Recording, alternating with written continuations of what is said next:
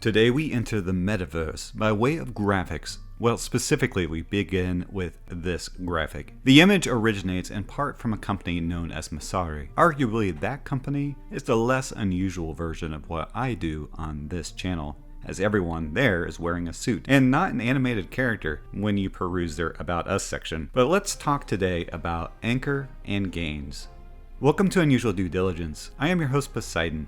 In today's fresh episode, we are going to build together a new thing by making use of critical image of insight from Masari to explain why, if you're planning a Web3 or DeFi bit of infrastructure, you're going to want to start amassing ankr tokens. I say that as someone eyeballing a Solana RPC node and pondering the future. This begins on blocks. Let's start with 4 blocks.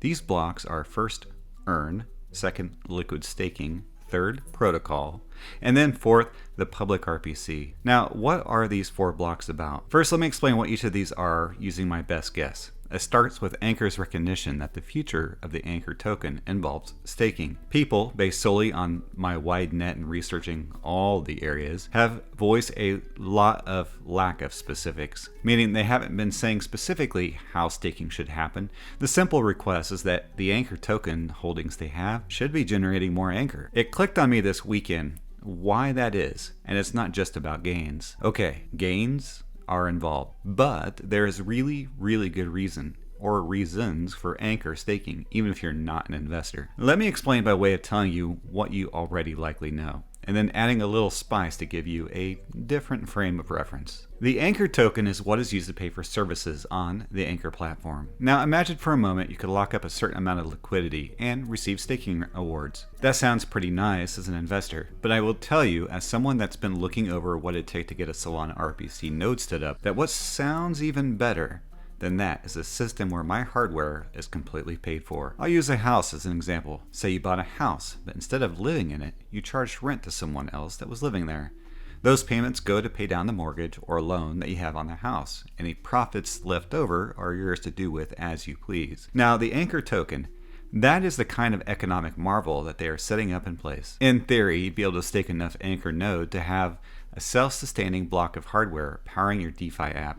Even better, those endless CapEx and OpEx costs you experience running your system, suddenly those are now generating ankr tokens, which could be taken to market. So that is very interesting to me. The idea that my ankr tokens could generate enough spare ankr tokens to pay for the fees involved in hosting and more, very cool. Okay, let's back up to the image now. The outfit known as Masari identified this large list of what represents the Web3 space. The head of product confirmed that this selection here in the list is where ankr operates, and I should note that's the head of ankr product. Now, let me break this out a bit more so we can better see the entire picture. I am not going to go through the entire block, but I do want to call attention to the ideas of earn, liquid staking, the protocol, and RPC. Here's what we'll do.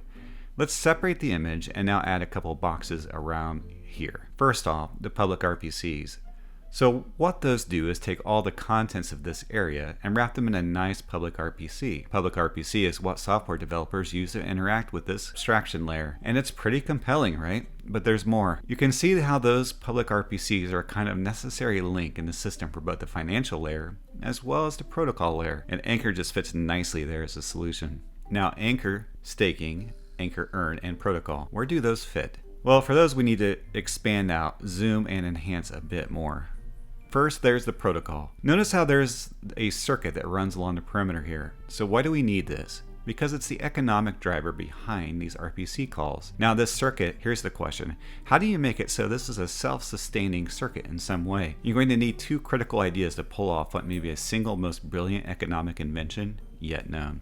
Add on to the side here, access to market exchanges. And then on the inside, add on ankr earn and liquid staking. Now, what we'll need here again is a moment, bolt on traditional capital markets. Now, what do we have? Well, we have a solution where the hardware that's powering the DeFi and Web3 apps of tomorrow now have their core operating costs all covered.